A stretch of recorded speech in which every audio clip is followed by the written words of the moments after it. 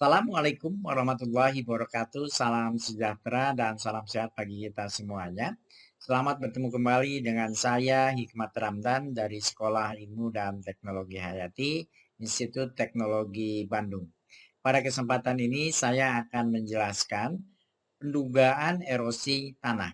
Pendugaan erosi tanah yang dilakukan secara spasial ini diantaranya menggunakan data akuisisi dari pesawat udara tanpa awak atau drone.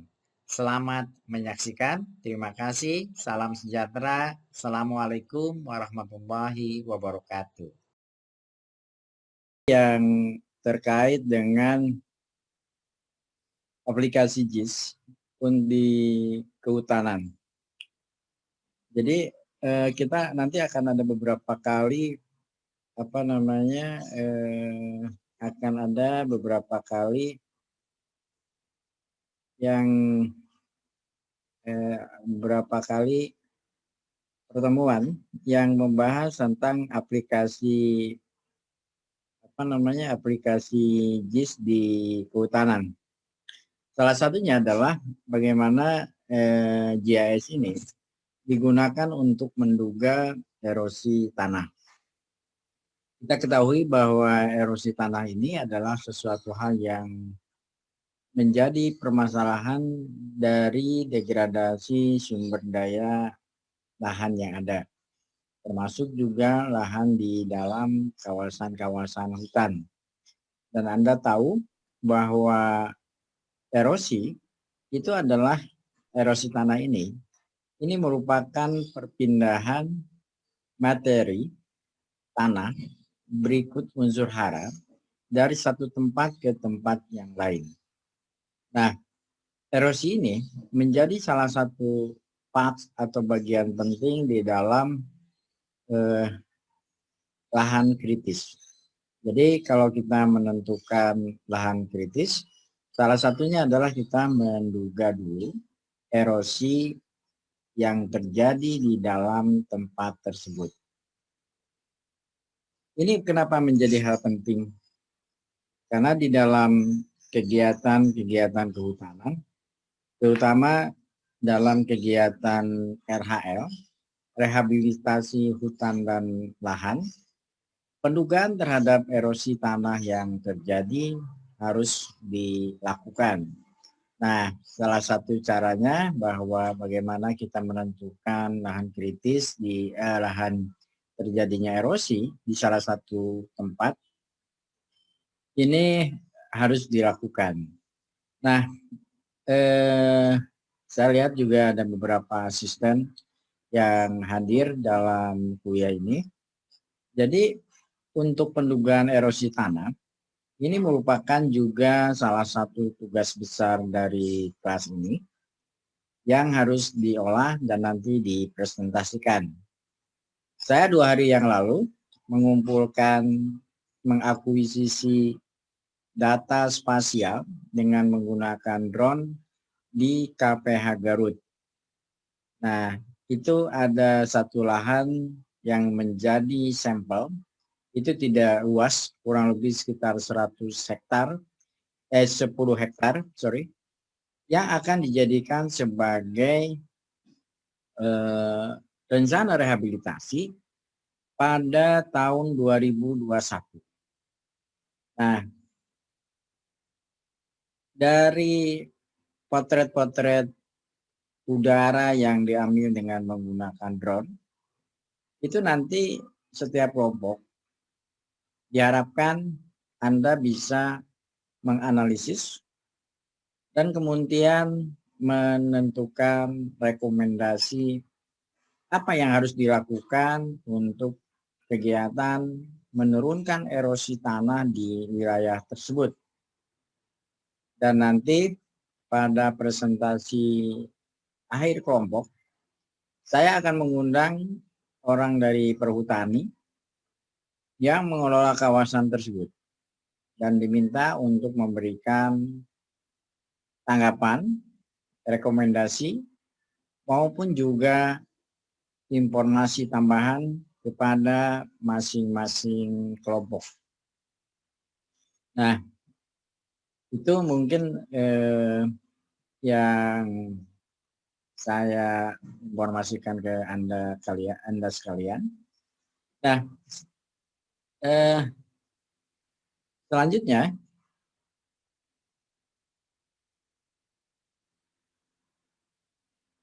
selanjutnya bahwa kita ketahui bahwa yang namanya erosi tanah itu dibangun oleh beberapa faktor, dipengaruhi oleh beberapa faktor. Yang pertama adalah faktor energi. Jadi kalau misalnya erosi yang terjadi, terutama erosi tanah, ada yang disebut sebagai erosivitas. Erosivitas ini adalah kekuatan erosi yang disebabkan oleh air. Jadi ketika terjadi hujan turun, curah hujan yang turun itu dia membawa sejumlah energi. Ya, sejumlah energi itu kalau kita tahu bahwa energi yang berjalan atau energi kinetik, dia akan menghancurkan partikel-partikel tanah di daerah yang kena oleh tumbukan dari air tersebut, dari massa air tersebut. Anda tahu bahwa kekuatan energi yang terjadi itu adalah setengah MP kuadrat. Nah, butiran-butiran tanah tersebutlah yang akan mendetachment, yang akan menghancurkan partikel-partikel tanah tersebut. Rumus yang disebut sebagai Universal Soil Loss Equation ini terdiri dari beberapa. Ya. Ada yang R, kemudian ada juga yang K. K ini adalah erodibility. Erodibilitas ini adalah kemampuan tanah terhadap terjadinya erosi. Ini yang disebut dengan erodibility atau erodibilitas. Nah, kemudian ada hal yang lain adalah yang terkait dengan faktor lereng. Faktor lereng inilah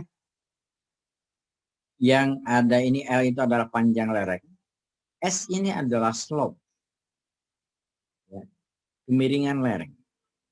Adapun faktor yang lainnya adalah C dan P. Ini adalah faktor vegetasi dan tindakan konservasi. Jadi ketika Anda mengetahui suatu erosi, tentunya ini bisa untuk menentukan bagaimana Anda memilih rencana-rencana rehabilitasi yang akan dilakukan untuk menurunkan tingkat erosi tanah. Nah, di dalam kuliah ini, saya akan memperkenalkan bagaimana drone untuk penderbaan erosi tanah.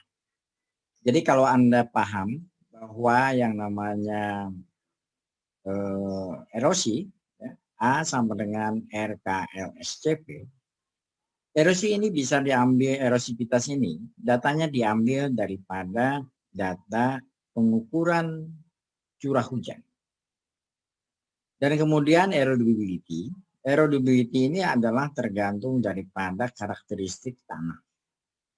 Ya, karakteristik tanah. Jadi setiap jenis tanah memiliki erodibility, kemampuan dia untuk menahan terjadinya erosi.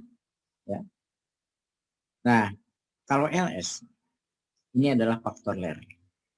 LS, CP, 4 faktor ini bisa ditentukan dengan menggunakan data spasial.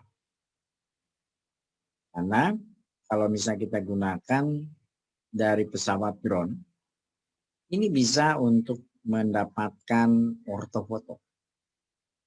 Anda juga mendapatkan kontur yang diturunkan dari digital terrain model. Kemudian ada DSM dan sebagainya. Setidaknya, kalian akan dari data akuisisi dengan menggunakan drone ini, kemudian kalian akan dapatkan LS dan CP, nilai faktor ini. faktor lereng, dan faktor vegetasi tindakan. Crop factor ini ditentukan dari ortofoto. Jadi Anda harus juga menganalisis ya. Menganalisis ortofotonya, bagaimana penutupan lahannya, jenisnya apa. Karena setiap jenis penggunaan lahan dan juga vegetasi yang di atasnya, dia akan memiliki nilai-nilai crop factor ya. Dan juga di sini adalah ada crop factor yang berbeda. Selain crop factor juga Anda perlu melihat P itu adalah protection. Jadi tindakan konservasi yang sudah existing ada di situ. Jadi mulai misalnya pemberian musa, kemudian sampai ke ada teras dan lain sebagainya. Termasuk juga teras-teras gulun, teras-teras bangku, dan lain sebagainya. Nah, dengan mengalihkan LS, CP, R, dan K, Anda akan mendapatkan dugaan erosi. Ya, dugaan erosi. Jadi, ini yang Anda pakai, faktor-faktor LS, CP, dan juga nanti ini diperoleh dari data pengukuran curah hujan dan juga analisis laboratorium. Nanti saya akan coba cari data hujan untuk wilayah Bayongbong ini. Bayongbong ini adalah wilayah di kaki Gunung Cikuray, Kabupaten Garut. Nah, ini yang akan kita coba bagaimana Anda untuk menentukan erosi tanah. Jadi Anda banyak orang yang bilang RHL, rehabilitasi hutan dan lahan, tapi dia nggak tahu gimana caranya menentukan erosi yang terjadi. Nah, dengan pendekatan akuisisi data yang lebih dekat teknologinya dengan kita, ya, dan misalnya salah satunya adalah dengan drone, kita akan nanti bisa menggunakan untuk memprediksi ini. Untuk memprediksi bagaimana erosi yang terjadi.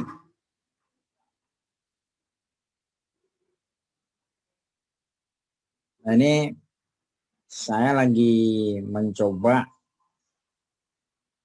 bagaimana data yang itu ya, yang dilakukan dari hasil yang nanti akan Anda coba di dalam tugas yang besar.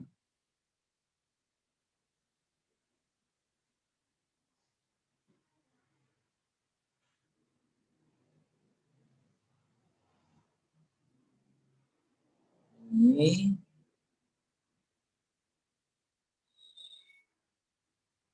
nah, ini adalah data-datanya yang nanti akan Anda olah. Ya. Saya sengaja bikin dalam skala yang detail. Dengan skala detail biar Anda bisa bisa memahami bagaimana Anda bisa menganalisis proses di dalam menentukan erosi tanah yang terjadi. Ini adalah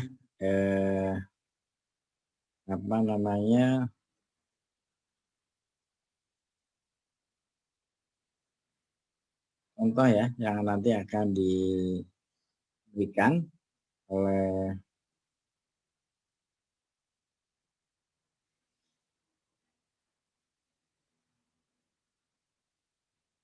yang akan diberikan oleh asisten Anda nanti di dalam 2-3 kali praktik lagi. Baik. Ada pertanyaan nggak sampai sini? Anda bisa ngikutin nggak?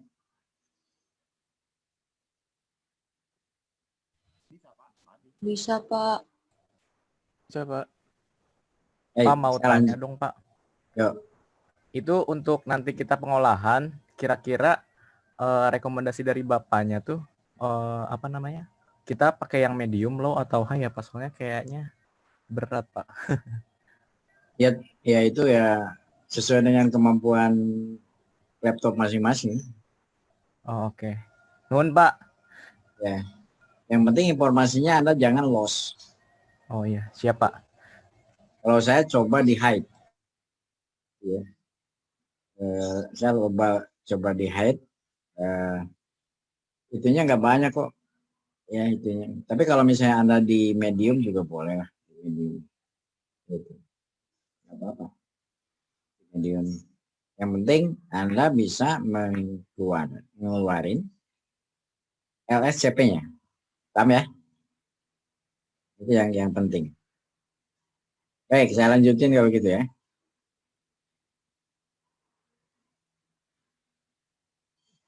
Nah,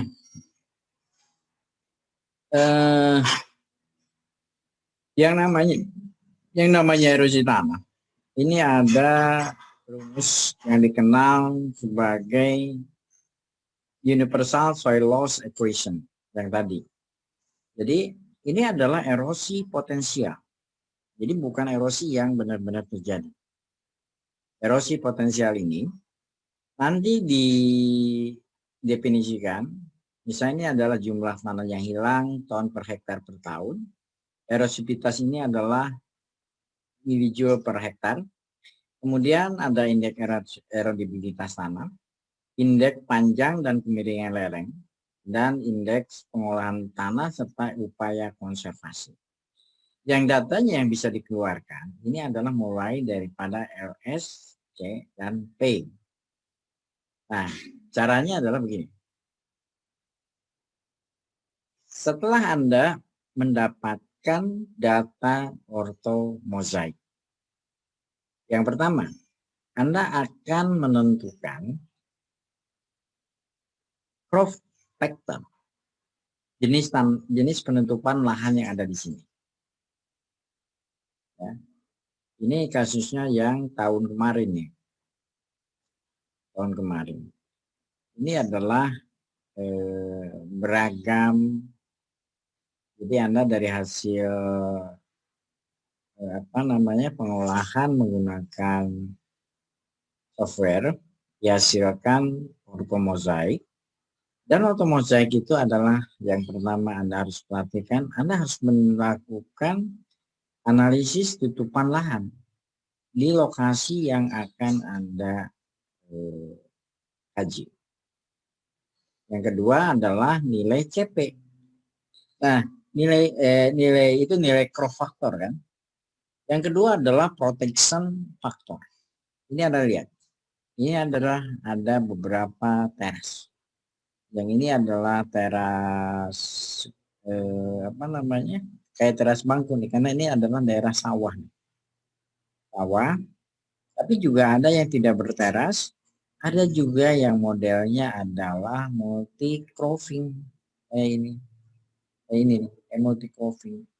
Jadi multi cropping itu kayak misalnya agroforestry, dia memiliki nilai CP yang khusus. Jadi itu satu. Dari Anda mendapatkan ortomozaik, Anda akan mendapatkan nilai crop dan nilai protection factor. Nah, kemudian Anda tahu kan, tadi saya bilang bahwa Anda akan mendapatkan DSM dan DTM. Anda pakai adalah dari DTM. Nah, DTM ini adalah DTM, Digital Terrain Model. Dari DTM ini, Anda turunkan ya menjadi slope. Kita gunakan dari Anda dapatin kan, ini satu Anda dapat, satu Anda ini akan dapat. Ya. Nah, ini adalah tahapan-tahapan bagaimana Anda harus menghitung menentukan slope. Ini digunakan di perangkat ArcGIS. Ya, sampai Anda keluar nilainya. Kemudian ubah penyajian menjadi beberapa kelas dengan menggunakan menu simbologi. Ini caranya Dasmi ini. Kan tadi ada beragam kelas nih. Anda yang slot 2, Anda bikin seperti ini.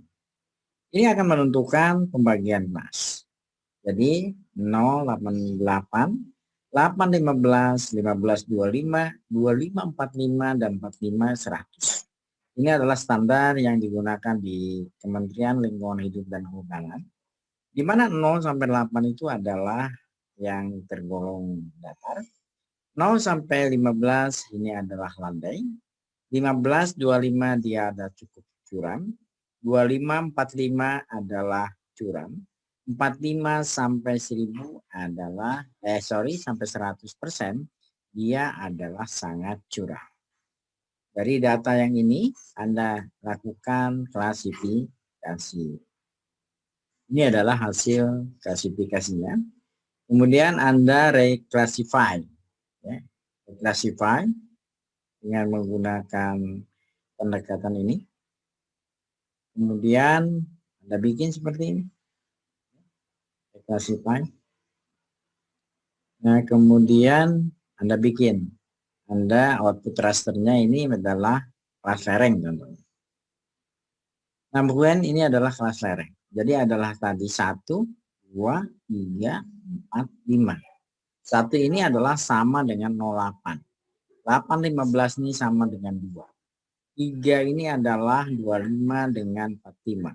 Dan 5 ini adalah 45 sampai 100%. Kemudian terus ya raster, kemudian raster menjadi poligon, jadi vektor. Tadi kan data ini adalah data raster, Anda bikin jadi poligon. Ini adalah dalam bentuk vektor. Nah, dari vektor ini nanti akan kelihatan seperti ini. Grid code-nya 4, 5, 6 dan lain sebagainya di dalam bentuk vektor. Kemudian dari situ Anda tambahin lagi teks, ya. Misalnya ini kelas lereng. Kalau grid code-nya 1, maka ini adalah sama dengan yang ambil 1 ya. Ini adalah 0 sampai 8%. Jadi dia termasuk yang datar. Sama. Sampai akhirnya Anda bisa menentukan di dalam kelas lereng ini 08, 8, 15, 15, 25, 25, 40, dan di atas 40. Ada satu tesis yang menghubungkan antara kelas lereng dengan nilai LS. Jadi kalau misalnya Anda temukan, Anda query dari 0 sampai 8 yang datar, maka query ini yang datar, nilai LS-nya adalah 0,4. Paham ya? 8, 15, 1,4. 15, 25 agak curam 3,1. 25, 40 kategori curam ini adalah 6,8. Dan yang sangat curam ini adalah 9,5. Dari nilai-nilai yang didapatkan tadi. Nah, kemudian masukkan nilai ES sesuai dengan klasifikasinya. Jadi kalau 2545 Anda query, nilai ES adalah 6,8 dan seterusnya. Yang datar 0,4 misalnya. Yang landai 1,4. Anda bikin lagi feed baru yang tentunya adalah nilai LS. Kemudian diekspor ya. Nah, yang terkait dengan erosi ini adalah nanti saya cari nih. Ada yang disebut dengan R ya, nilai R. Ini sesungguhnya bisa diambil dari peta curah hujan. K ini adalah diambil daripada jenis tanah. Nanti saya akan kasihkan ke asisten jenis tanah yang ada di Provinsi Jawa Barat. Kemudian nilai CP ini adalah contohnya nih, ladang, misalnya kalau dia dalam penentuan ladang adalah ladang, kira-kira nilainya 0,07. Makanya Perkalian antara LS dengan R, dengan K, dengan CP itu akan menghasilkan potensial erosion. Erosi potensi yang ada di tempat tersebut. Gitu. Nah, ini ya, contohnya field kalkulator dan sebagainya gitu. Sampai pada akhirnya kita akan mendapatkan data seperti ini.